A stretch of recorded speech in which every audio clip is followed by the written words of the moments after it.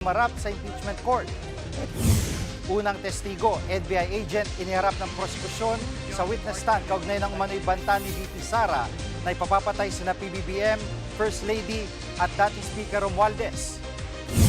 Dinalaw ni Inday bago pumunta sa Senado, VP Sara, binisitang kalyado niyang si Senator Marcoleta sa PNP General Hospital.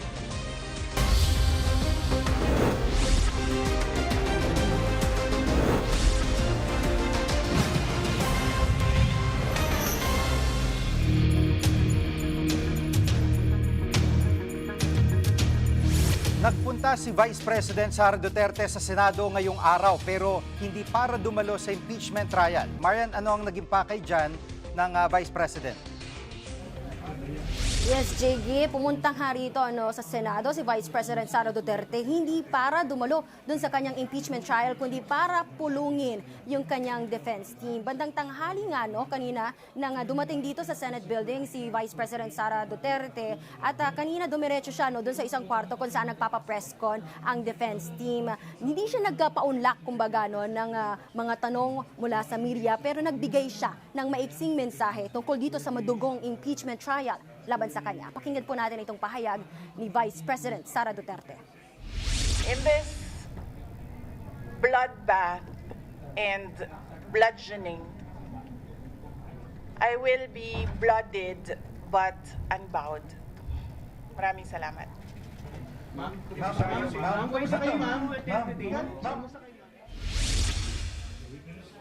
Jiggy, mismo si Vice President Sara Duterte na yung nagsabi noon na gusto niya ng bloodbath sa kanyang impeachment trial at handa nga raw siyang harapin yung mga aligasyon laban sa kanya. Pero kanina tumayo lamang siya pagkatapos niya sabihin ito nga maiksing mensahe at umalis na rin ng Senado. At ayon nga sa kanyang abogado na si Attorney Michael Poa, may iba pa raw pong engagements ang bise na dapat niyang puntahan. At sa maikling pulong nga nagbigay daw ang defense team ng update kay VP Sara ng mga nangyari noong unang araw ng paglilitis. Narito po yung pahayag ni Attorney Michael Poa. Of course, we were giving her updates throughout the day. I was talking to her last night. So wala naman siyang, alam naman niya kasi na, she trusts that we know what we're doing, hindi ba? And first of all, yesterday was just the first day of trial. Marian, ano naging reaksyon ng prosekusyon sa sinabi ng bise?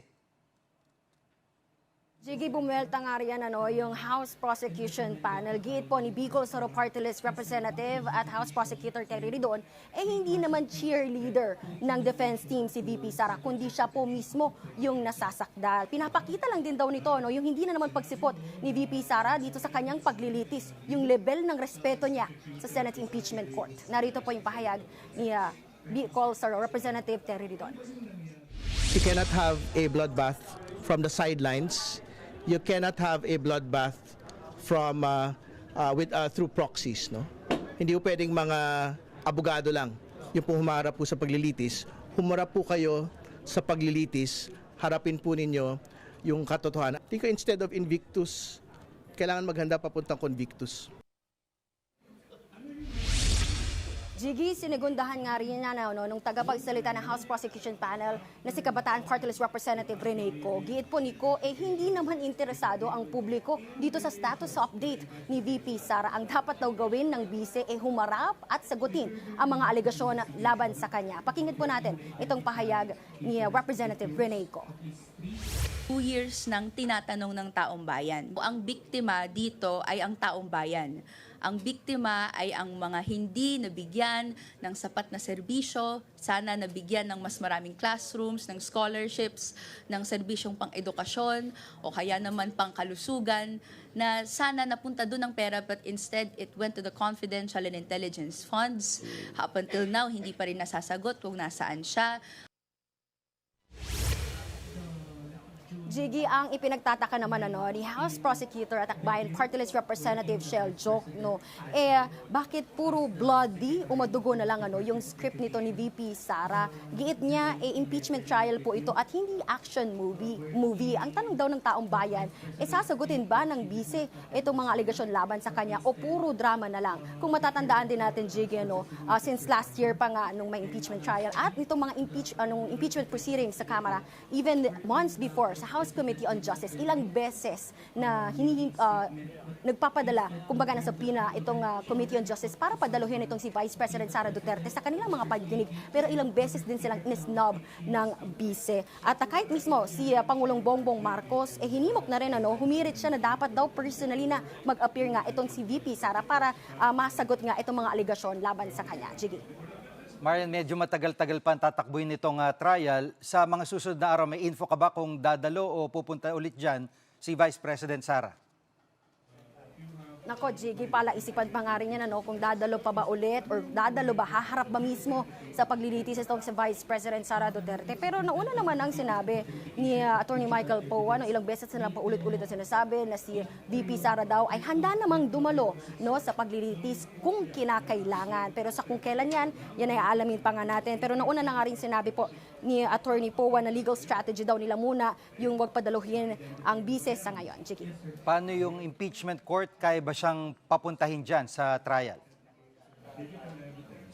Actually, kanina, Jiggy, nag-motion itong si private prosecutor, Lorna Capuna, nung nalaman nga nila na nasa Senate premises itong si VP Sara dahil gusto nila sanang ipasabina si VP Sara bilang hostile witness, kung kinakailangan nga. At sinabi naman ni Presiding Officer Chis Escudero na pwede naman daw po maghain ng motion itong prosekusyon. Pero kalaunan sinabi nga ni Chis Escudero na hindi naman po mandatory o obligado ang respondent na si VP Sara na dumalo po sa impeachment trial. At sinabi naman po ni Capuna na i-reserve na lang nila yung kanilang right kapag gusto na nila talagang ipatawag si VP Sara dito sa paglilitis. Pakinggan po natin itong bahagi ng kanilang mga pahayag. The impeachment rules do not mandate nor require the respondent to attend any hearing or trial of the impeachment court. Whether she was in the building earlier or arrived after, it is totally up to the respondent because from the point of view of the court, she is represented in this court through her counsel already. Should the counsel for the prosecutors desire to call the respondent herself, the court will act on that motion and request. We yield to the wisdom of your decision. Thank you, ma'am. With that, we will reserve the right. We are not waiving the right to do call her at the appropriate time and to do file the appropriate request for subpoena ducis tecum and subpoena testificandum. Jiggy, kung babalikan din natin, noong 2012, impeachment trial naman ni Nooy dating Chief Justice Renato Corona, hindi rin po siya inobliga ng Senate Impeachment Court na dumalo nga doon sa paglilitis. At tinanggihan din nung impeachment court yung subpoena nga sana para kay Corona. Ayon doon sa, kung babalikan po natin, voluntary po na humarap noon si Corona dito sa impeachment trial at nung sumala nga siya sa witness stand, doon na siya inobliga ng Senate Impeachment Court para nga rin sa cross-examine at pagtatanong ng prosekusyon. Sa ilalim nga rin, Jiggy, ng Senate impeachment rules, hindi naman po inoobliga ang respondent na dumalo nga sa paglilitis at pwede po siya katawanin o i-represent ng kanyang mga abogado. Sige. Yan ang ulat ni Marian Enriquez live mula sa Senado. Samantala, pumarap na ang unang testigo ng prosekusyon sa impeachment trial ni Vice President Sara Duterte pero agad tinangkang harangin ng depensa ang pagsalang niya sa witness stand. Live mula rin sa Senado nangungun sa balita si News 5 Senate Correspondent Mean Los Baños. Mean, sino ang unang testigong ito ng prosekusyon? Jiggy, sa ikalawang araw ng impeachment trial para kay Vice President Sara Duterte, iniharap ng prosekusyon ang una nilang witness na si NBI Senior Agent John Mark Calilong at ang private prosecutor nga na si Attorney Virgil Ligutan ang nagpresenta kay Calilong. Sino ba itong si Calilong? Siya at ang kanyang team ang nagsagawa ng forensic digital investigation doon sa online press conference ni VP Sara Duterte na isinagawa noong November 23, 2024 kung saan ayon sa prosekusyon malinaw na nagsabi o nagbigay ng pahayag ang Vice Presidente na di umano ay nagbabanta sa buhay ni Pangulong Bongbong Marcos sa kanyang asawa o may bahay na si First Lady Liza Araneta Marcos at kay dating Speaker Martin Romualdez.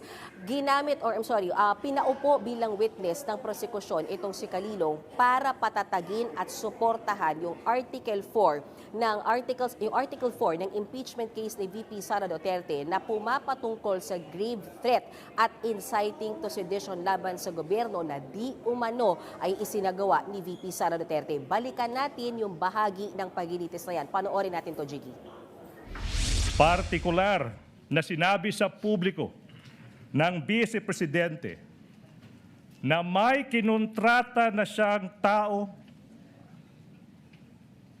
na papatay sa Pangulo, unang ginang at former Speaker ng House of Representatives. At ito ay nakatatak na sa kasaysayan ng ating bansa bilang unang pagkakataon na ang isang Vice Presidente ay nakipagkontrata sa isang mamamatay tao upang patayin no less than the President's. Your Honor, may I object? Is this a speech or an offer? No proper ground. This is offer of testimony. Please hold your horses.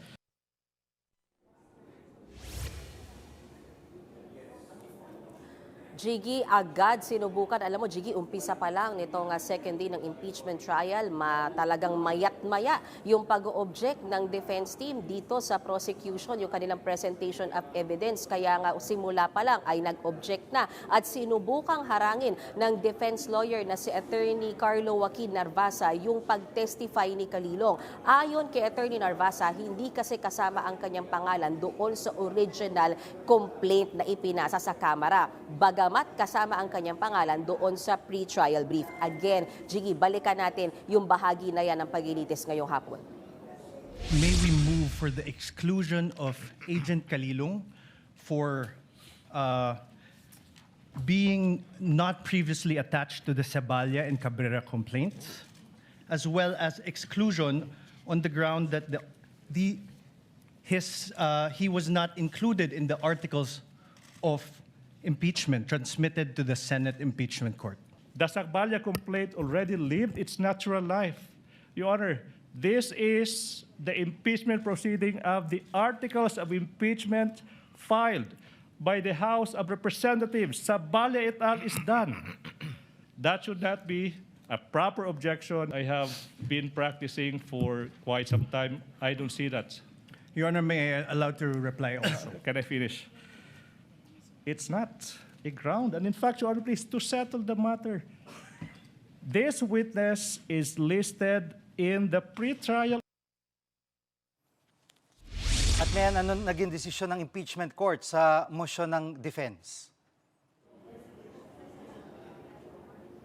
Jiggy, dininay ni Presiding Officer Cheese Escudero yung kagustuhan ng defense team na wag isama bilang witness or wag ipresenta as witness itong si Calilong. Kasi ang sinasabi at ang paliwanag dyan ng Presiding Officer na bagamat hindi siya kasama doon sa mismong original complaint laban kay VP Sara, kasama yung pangalan niya doon sa pre-trial brief na isinalang sa pre-trial conference yung kanyang pangalan sa witnesses. So that alone kasi, Jiggy, ino-honor na yan ng impeachment court. Jiggy. At mayan, basically, naging papel niya ay patotohanan o i-authenticate yung video na inilabas, yung press con na inilabas ng Vice President. Pero ano pa yung ibang mabibigat na sinabi kung meron man itong si NBI agent Calilong?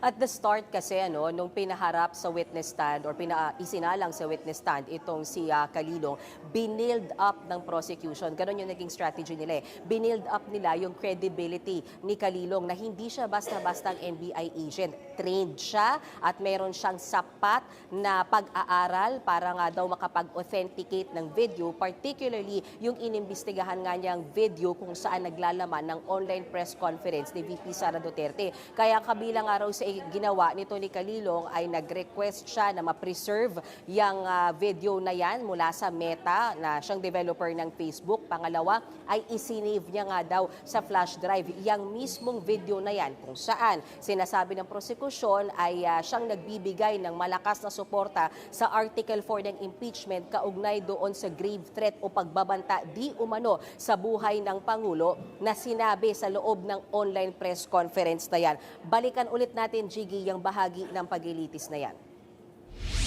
On that October 18, 2024 press conference, may mga nasabi din na mga statements yung Vice Presidente laban sa President. Yung tanong is, ano ba yung naging mga parehong statements ng Vice President sa araw na yan? Quote and quote, gusto ko tanggalin yung ulo niya ba?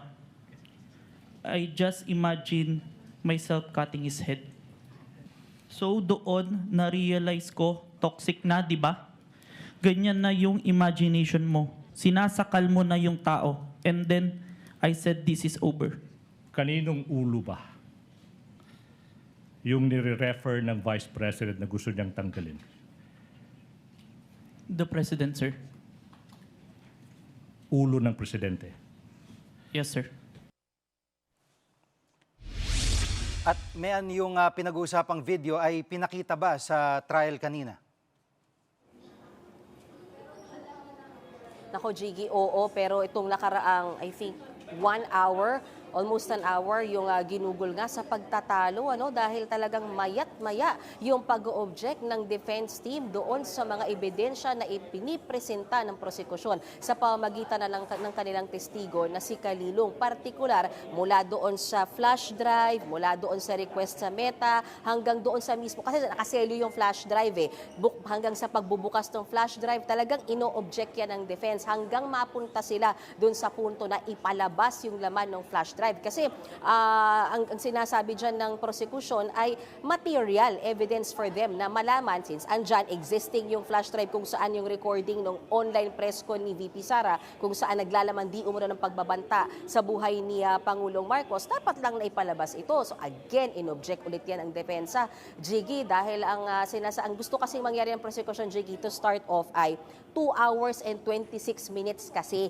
yung video recording na yan na nasa loob ng flash drive. So ang sinasabi ngayon ng prosecution, hindi namin ipapalabas yung 2 hours and 26 minutes na yan. Nasa 2 minutes and 18 seconds lang daw ang kanilang ipapalabas. Enough to establish yung kanilang sinasabi na laman ng 2 minutes na yan, yung mismong pagbabanta ni VP Sara di umano sa Pangulo. Pero naghamon yung depensa at ang sinabi nila ay kung ganun lang din naman na ilalabas nyo yung video na yan, ba't hindi natin ilabas yung buong 2 oras? Dahil ang sinasabi nga dito ni Attorney Narvasa, unfair naman kung 2 minutes lang tapos yun lang ipapalabas nyo, pili lang. Di dapat 2 hours and 26 minutes para may kumpletong konteksto. Narito yung bahagi ng pagtatalo dyan sa trial kanina. Panoorin ulit natin, Jiggy. We object. Based on Your Honor, based on the rules, part of a video documentary must be presented. We request that the entire video be played. But that is a misreading of the rules. Your Honor, please, counsel cited Rule 132, Section 17.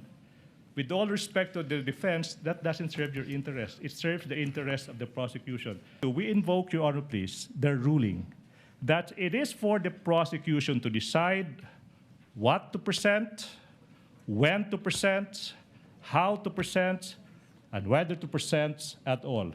Be that as it may, Your Honor, please, the defense will not be prejudiced exactly because when the time comes for the defense to present their evidence, they can present the remainder of that 2-hour video. What we are saying, Your Honor, please, for the interest of time, for the prosecution's presentation of evidence, we deem that's only a 2-minute portion of that 2-hour video is relevant at this point in time.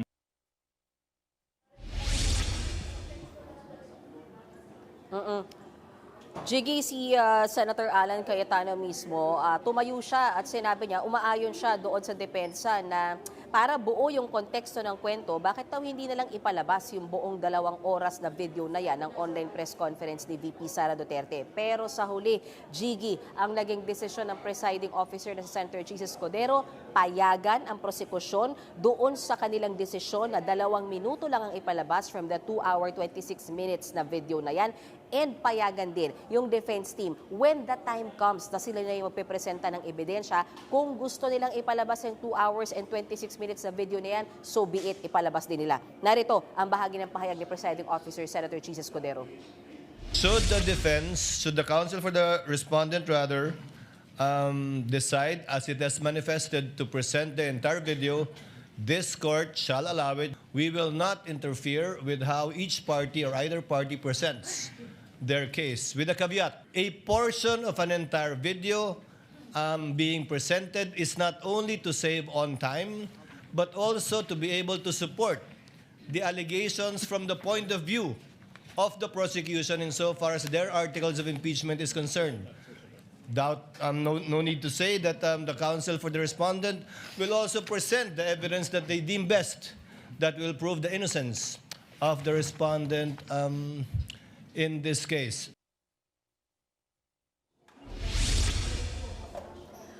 At Jiggy, sa hinaba-haba ng diskusyon na ipalabas din yung video na yan na gustong ipresenta ng prosekusyon kung saan naniniwala sila na malakas na ebidensya yung bahagi na yan, yung 2 minutes worth of video mula sa online press conference ng Vice Presidente noong November 2024 kung saan di umano makikita ang pagbabanta sa Pangulo, sa kanyang asawa at kay dating Speaker Martin Romualdez. Pakinggan natin mismo yung ipinresentang video na yan sa impeachment court. May kinausap na ako na tao. Sinabi ko sa kanya, kapag pinatay ako, patayin mo si BBM, si Lisa Araneta, at si Martin Romualdez. No joke. No joke. Nagbilin na ako, ma'am. Pag namatay ako, sabi ko, huwag ka tumigil hanggang hindi mo mapatay sila. And then he said yes.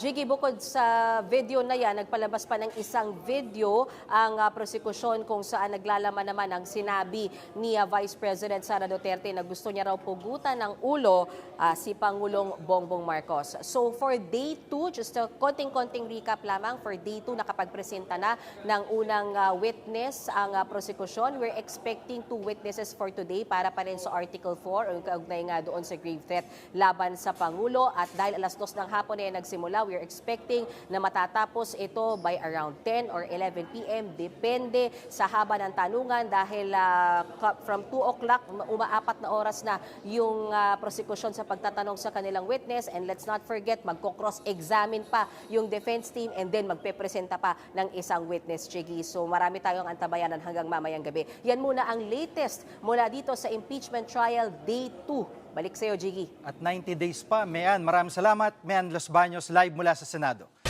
Susunod, VP Sara binisitang kalyadong si Senator Marcoleta sa ospital. Diyan lang kayo mga kapatid, dapat una sa lahat.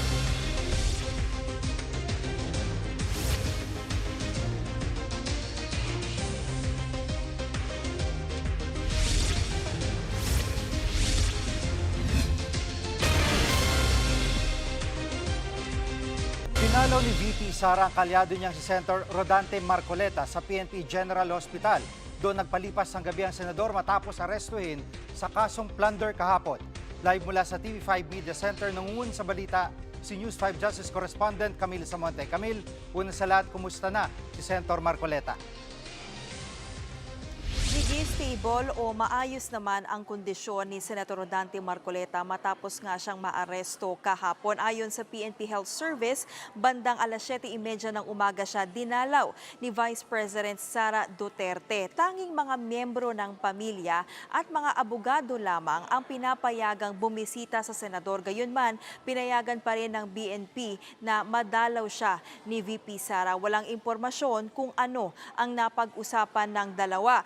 At nananatili nga sa PNP General Hospital itong si Marcoleta matapos dumaing ng paninikip ng dibdib at ultrapresyon matapos siyang arestuhin. Sumailalim na si Marcoleta sa laboratory test pero patuloy pa ring binabantayan itong kanyang blood pressure. Maari daw manatili ang senador sa ospital hanggang bukas dahil under monitoring siya. Pakinggan natin ang pahayag ng PNP.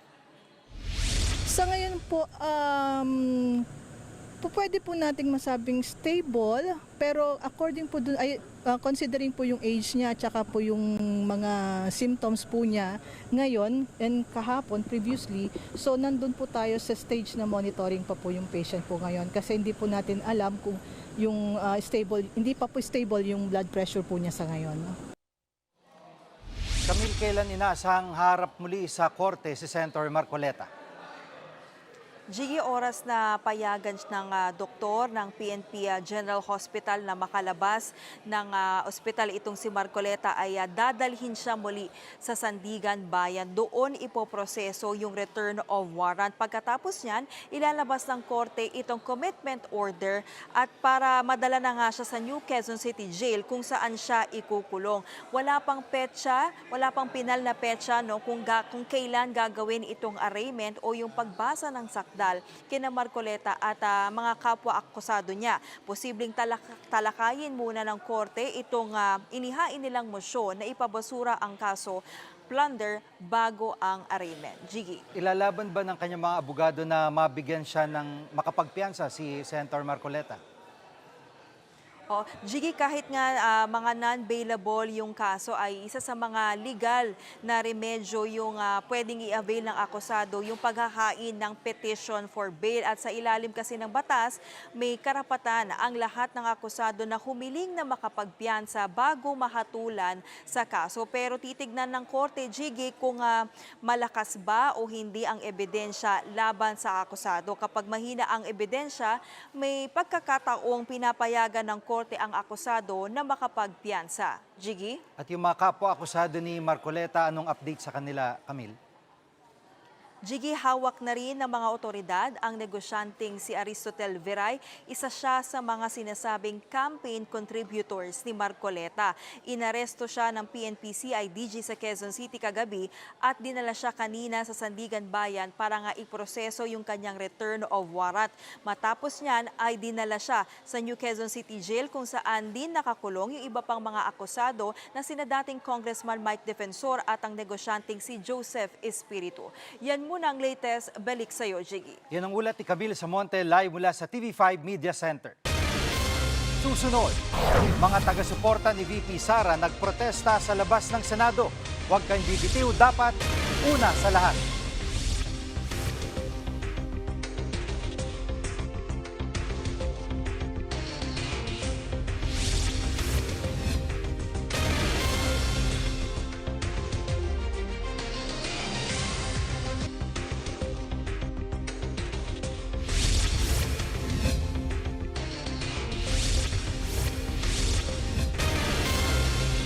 Muling nagtipon ng mga taga-suporta ni VP Sara sa labas ng Senado habang gumugulong ang impeachment trial.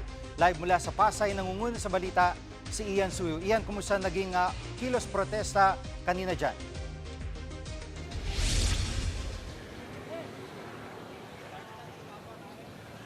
Gigi, sa mga oras nga na ito, nananatili pa ring mapayapa ang sitwasyon sa labas ng Senado at wala ngang nangyaring tensyon mula pa kaninang umaga. Kanina nga napansin natin na mas kakaunti lamang yung mga rallyista na nagtungo dito kung ikukumpara sa unang araw ng impeachment trial. Kasi kahapon may mga pro and anti-impeachment groups na naghalo-halo na gumawa ng kanilang mga programa dito sa labas ng Senado. Sa ating pag-iikot nga, walang mga anti-Sara groups na nandito kanina.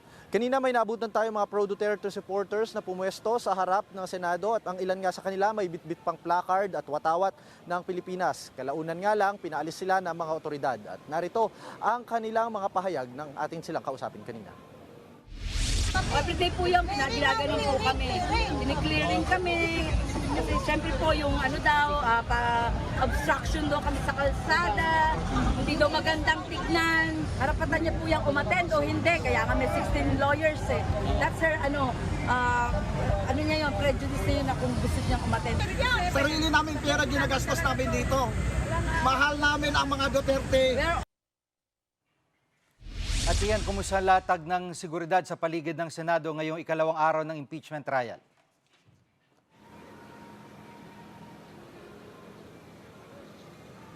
Jiggy, nanatili pa nga rin na mahigpit ang seguridad dito sa labas or paligid ng Senado. Maging yung mga sasakyan na pumapasok nga sa loob ng Senate compound, dumadaan muna sa under vehicle inspection system kung tawagin. Ipinatutupad pa rin sa ngayon, Jiggy, yung road closure, partikular na dito sa may northbound ng Jokno Boulevard, mula yan sa may seaside hanggang sa Atang de la Rama Street. Sarado ang naturang kalsada mula Lunes hanggang Miyerkules, mula alas 7 ng umaga hanggang alas 7 ng gabi. Kanina na-alerto rin yung security dito, yung mga miyembro ng PNP dahil nga sa pagdating ng convoy, pati na rin ni VP Sara Duterte pasado alas 12 ng tanghali at kalaunan din naman, mga 1:18 to be exact, umalis din kagad si Vice President Sara Duterte. Yan muna ang latest mula dito sa labas ng Senado. Jiggy? Yan ang ulat ni Ian Suyu live mula sa Pasay. Sa ibang balita, kinwestiyon ng isang grupo ng mga abogado sa Korte Suprema ang pagkakahalal kay Senator Judge Chis Escudero bilang impeachment presiding officer. Sa inihaing manifestation ni Attorney Israelito Torion, ginitila na dapat Senate President ang manguna sa paglilitis alinsunod sa saligang batas. Maaari raw magdulot ng pagdududa sa validity ng trial ang paghalal kay Escudero bilang presiding officer. Hiniling ni Torion sa Korte Suprema na agad maglabas ng TRO laban sa impeachment trial. Susunod, si Senator Padilla pinagmalaking UP graduate din siya. Huwag kayong bibitiw, dapat una sa lahat.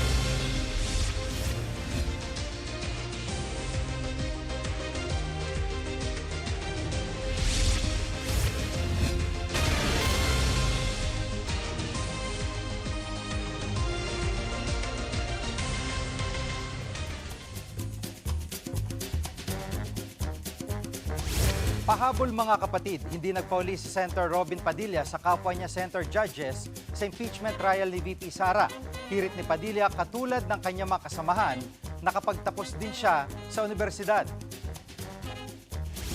Po ako ng tulong sa Google kasi legal terms po ito. Hindi naman po ako nagtapos sa UP, hindi rin po ako nagtapos sa Ateneo, nagtapos po ako ng criminology at UP rin sa University of Prison. Sinabihan ni Padilla kahapon ng ipaliwanag ang pagtutol niya na maging presiding officer si Senator Judge Chis Escudero kung babalikan na convict sa Padilla noong 1994 sa kasong illegal possession of firearms. 1998 siya nakalaya. Nitong 2016, binigyan si Padilla ng absolute pardon ng ama ni VP Sara na si dating Pangulong Rodrigo Duterte. Kami ang inyong mga kapatid sa Balitan at Public Service, dapat una sa lahat. Abangan niyo po ulit kami bukas dito sa TV5, 1PH, RPTV, True TV at 105.9 True FM.